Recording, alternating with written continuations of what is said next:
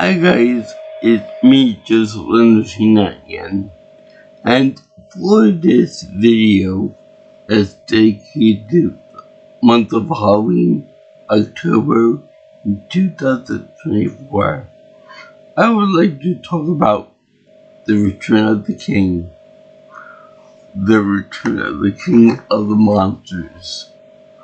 Yeah, this is the last video on Godzilla that I'm going to be talking about for this year for Halloween, and boy, is it sweet, it's awesome, stupendous, it's great. You might even say it's groovy.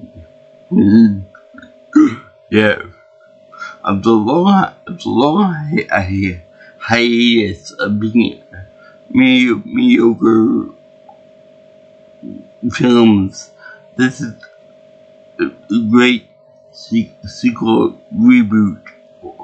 Yeah, a sequel reboot, because this is a return of home for the Godzilla franchise, as well as I believe it's a sequel because this is supposed to be the original Godzilla. Yeah, I think so. Because he said he'd been through many different physical changes over the years, but he's basically the same Big G as before. There's no revival, there's no reanimation, there's no new Godzilla that they formed from a nuclear bomb.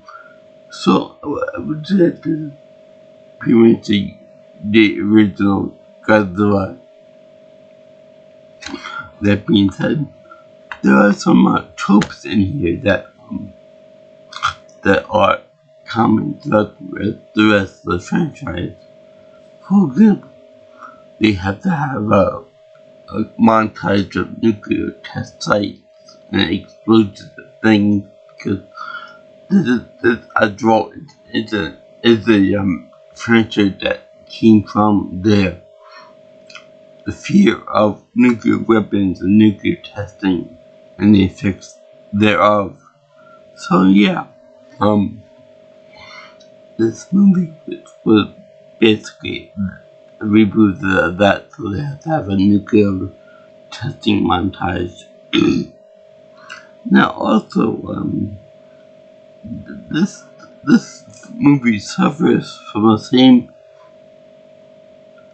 yet you recall identity crisis as well, the opposite effect of, let's say, the Train to Busan had, where I complained that the people in there were all Asian people, most likely South Koreans, and that there was not one American person in the whole bunch. But in this one, the opposite seems to be true, because most of the actors are Caucasian, whereas with the exception of Kent Watanabe, he's the only everyone else is white.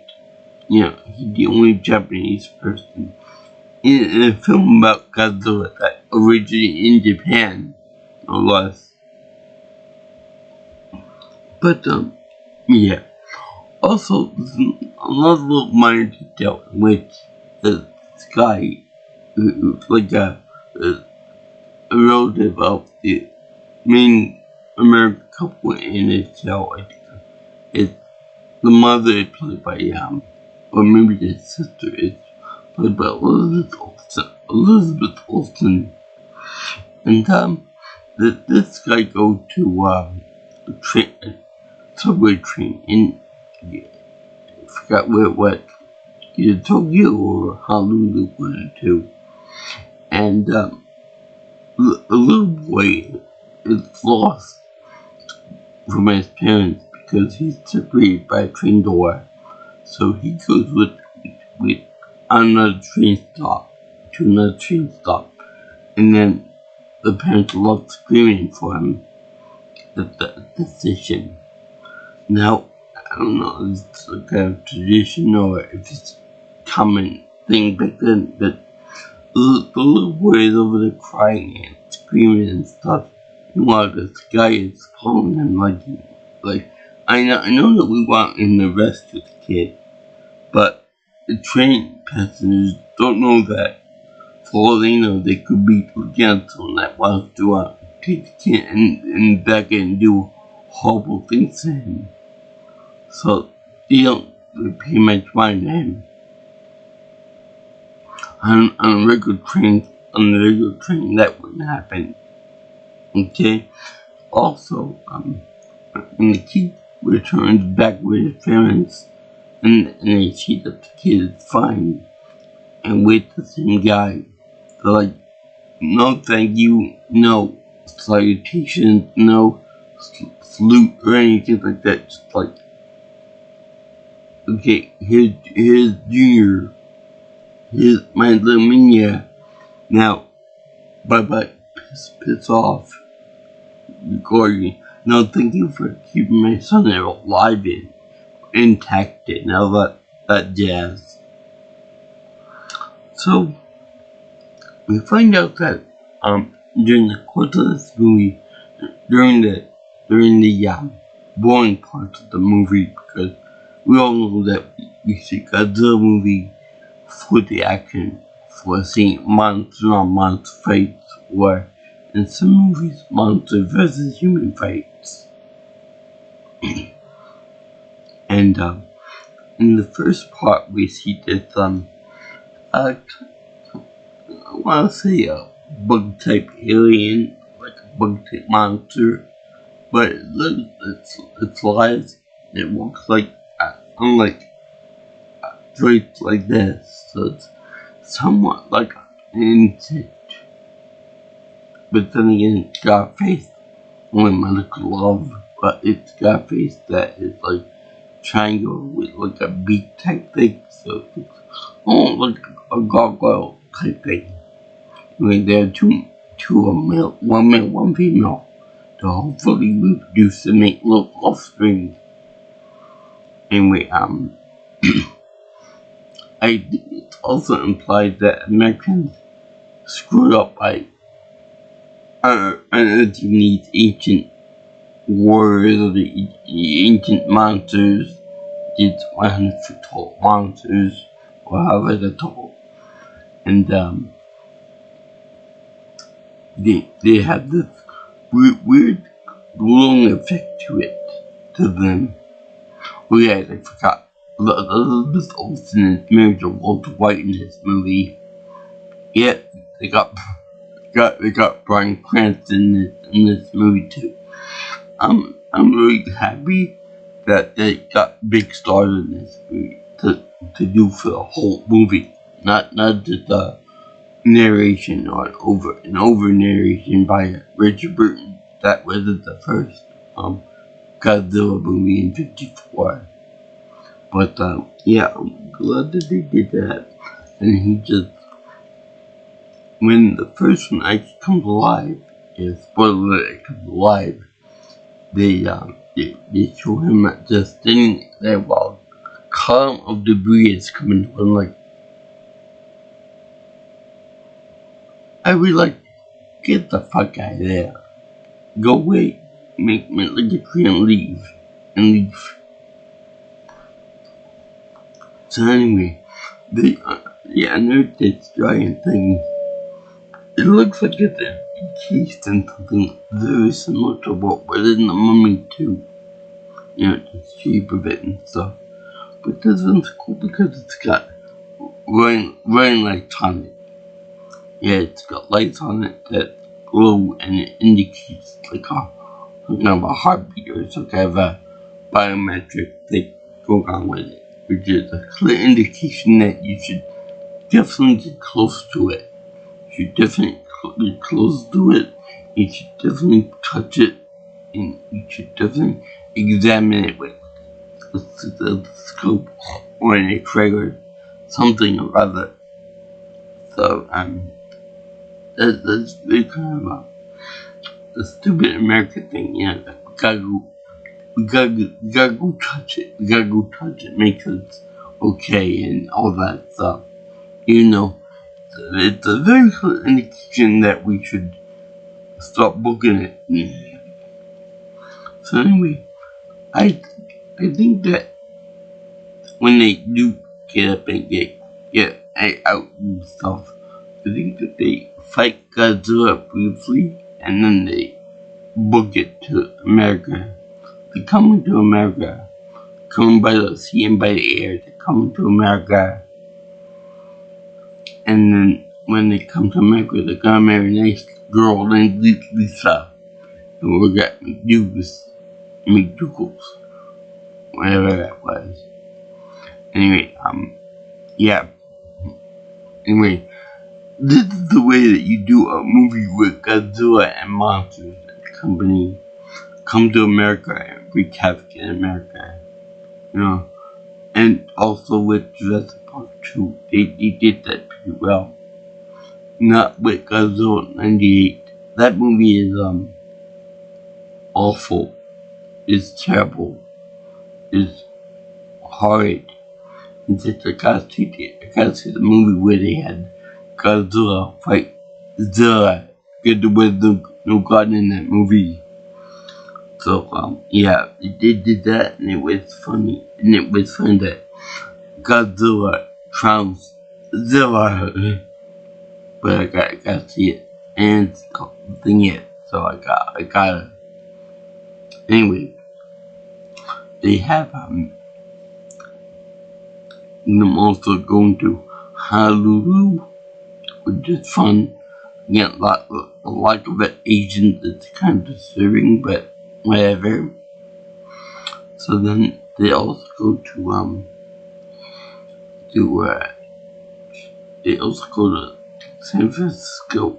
Yeah, San Francisco, because they have the big Golden Gate Bridge. And I'm actually kind of disappointed that they didn't actually destroy that whole huge pagoda that they usually do in Godzilla movies. But what you gonna do? You know, Chinatown in San Francisco is just as good as one building in Japan. So anyway, they showed them, and then we can have it again and whatever in the place 2-on-1 fight, which can't unfair, but it's Godzilla, man. He's gonna kick ass regardless of what the odds are. Which, by the way, never tell me odds, because they always beat back any amount of enemies, and even his own son, too. Now, I gotta admit, this movie was like one of the first movies I ever seen with him, with Godzilla, as being a CGI creation, and a good one, too. They did a spectacular job with that. And he looks like a T-Rex spot with a Stegosaurus, which is impressive. And yes, it gives me a ton of breath, but I'll get to later on. Now, also, they changed the rule a little bit, so that it's like,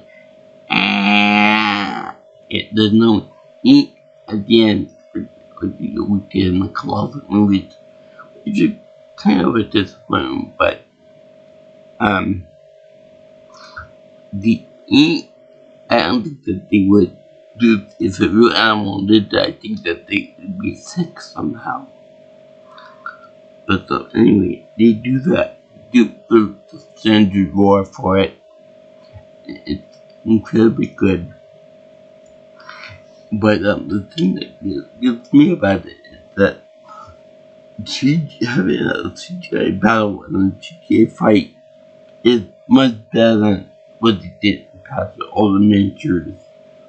And so they did miniatures in this one, but nowhere near as prevalent as in the first dozen or so movies. What I mean is that they're able to get in close with the actual people involved, and it isn't like a crappy CGI effect Resident Evil or anything.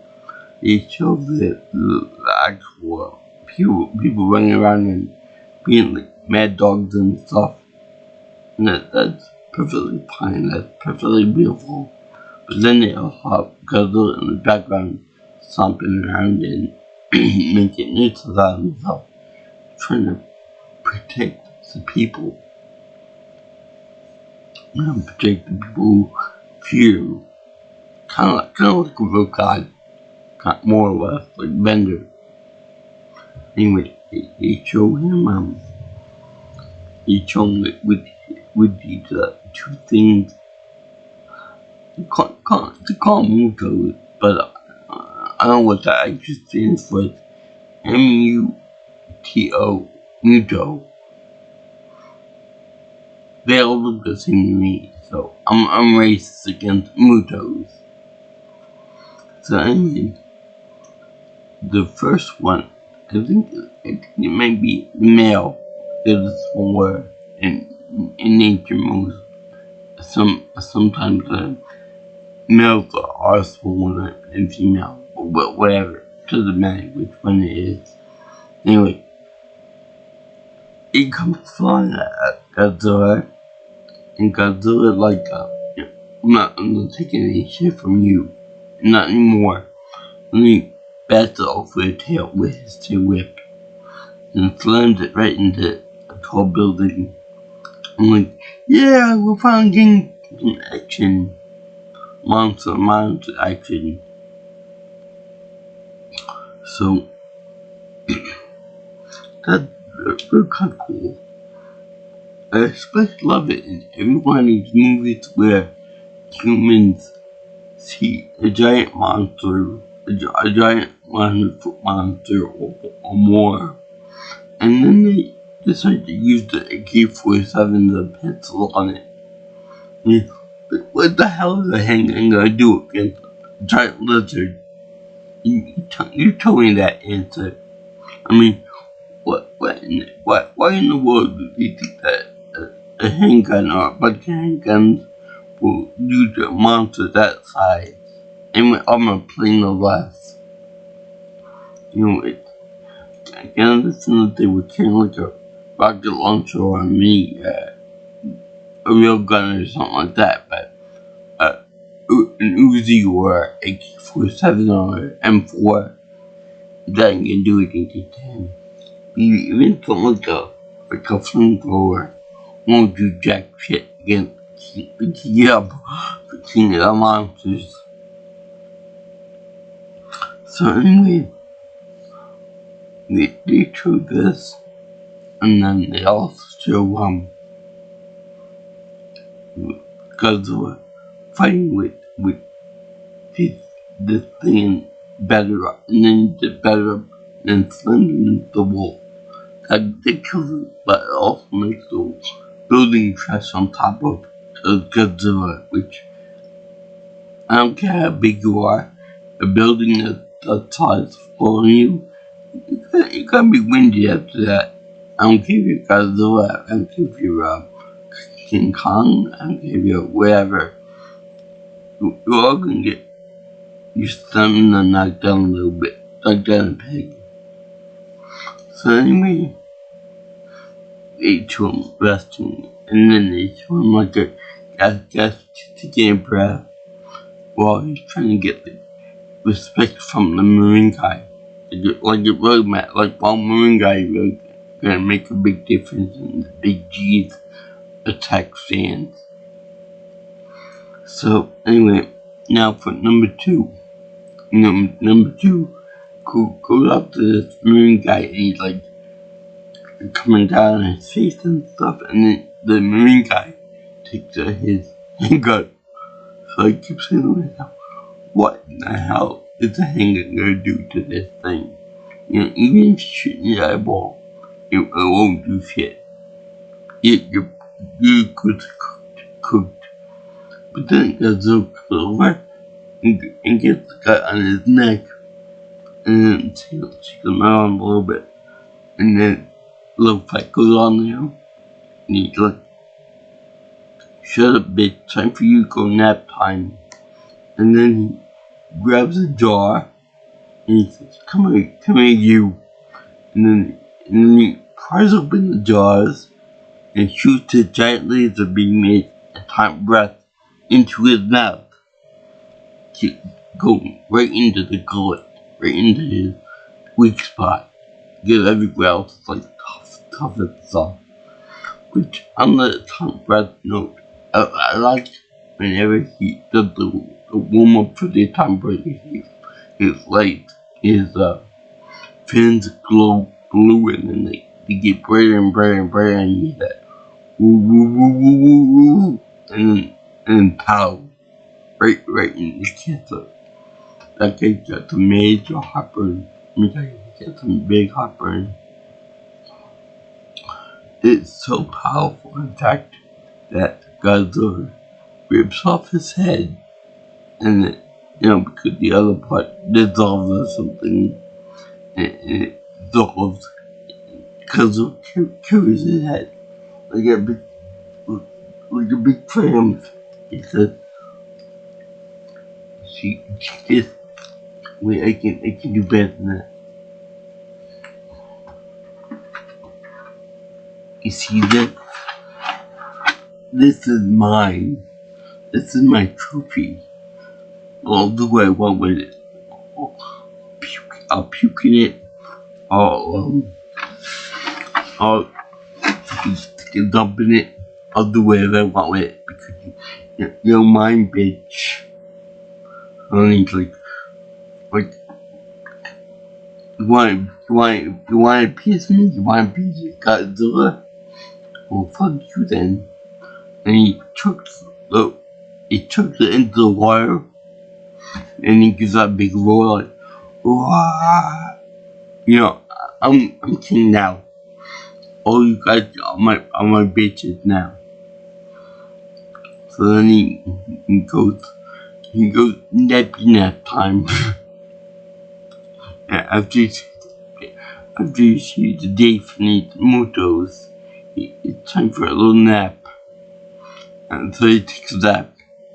And then right before the credits roll, he wakes up from his little sleepy time and swims back to his home island of Japanese island, the land of the rising sun. Apparently a big monster problem. So yeah, that was Godzilla 2014, and was awesome. Bet your ass it was epically awesome. Plus, that this movie was made with Universal involved because it was local first of all, and because one of the mining companies in the beginning of the movie was actually named Universal Mining. Yeah, I found it kind of funny that they would have that in there. But if Disney can take over everything, so can Universal apparently. So yeah, I highly recommend this movie to see Godzilla kick ass to Amden and do this to the bad guy. Because that was so awesome.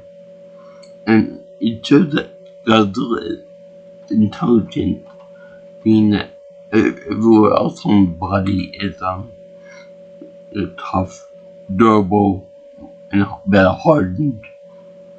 I mean, these things survived in rock, for Christ's sake, and they were self-revived. So, by that logic alone, it should be no problem that they have the weak spot in the mouth. And boy, it was really satisfying seeing it get blown to pieces from the inside out like that. I don't think, think of it. I don't think I've ever seen Godzilla do that to somebody. Pry open the mouth and shoot a tongue breath and then the throat. given a nice little aftertaste problem. But yeah, I thank you for watching this video on the Godzilla 2014 sequel reboot. It was awesome. Okay, the big G never looked so good, or pissed off for that matter. But I would like to see a little more bells caught on the guy too.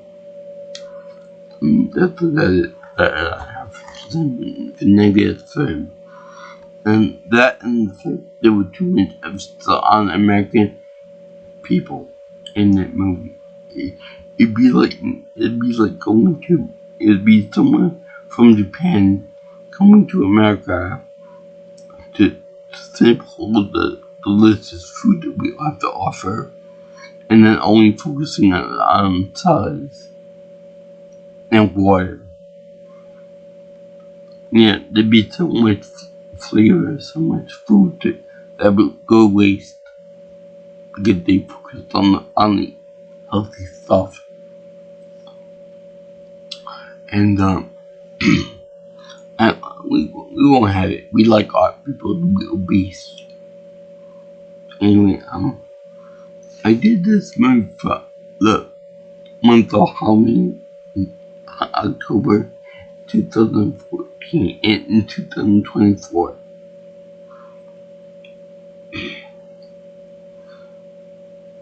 I give this my 3-piece seal of approval because, I didn't like the fact that they were mostly American actors in this.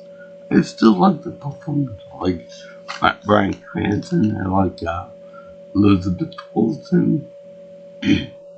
Like the other people too. I love Ken Watanabe. He's excellent in everything he does. Even Tempo. Look that one up on YouTube.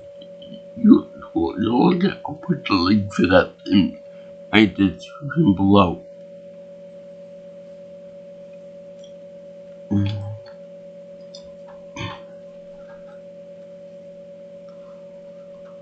So, if you like this here and want to see all my videos and such, like, comment, share my videos, and you can subscribe to my channel.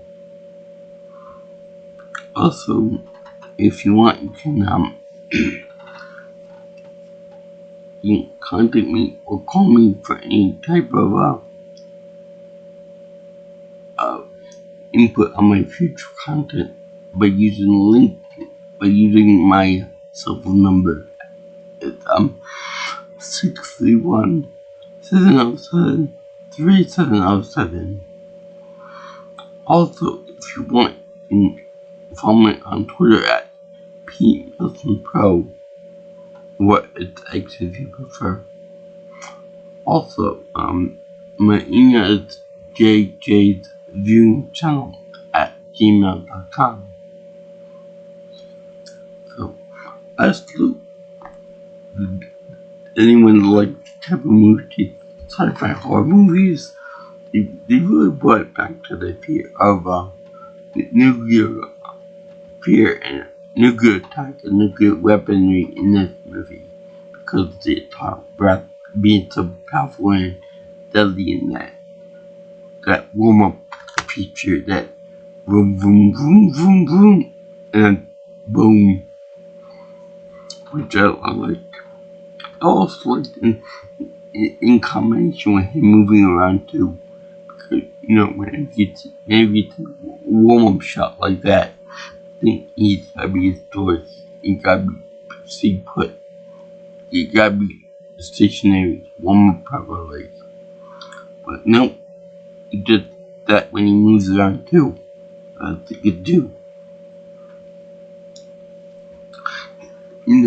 With the atomic breath on, it's kind of like Godzilla is a giant mobile biotank.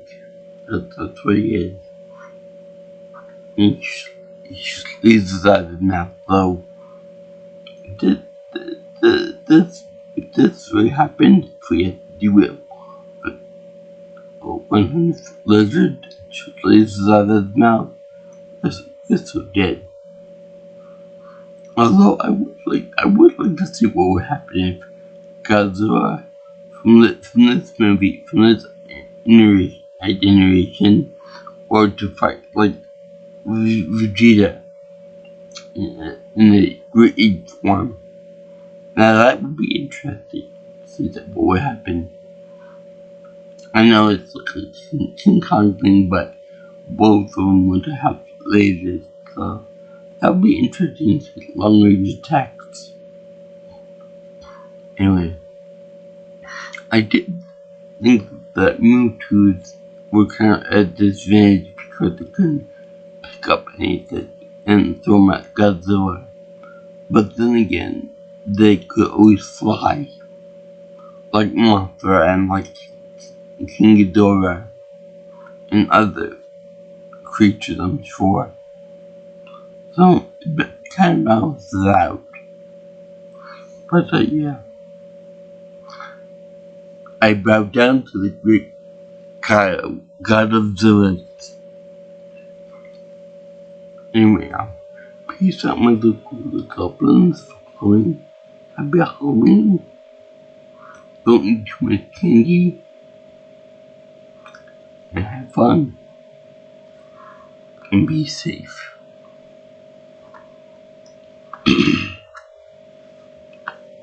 So, aloha. I'll see you in the next one. Guys, the girl, and bye.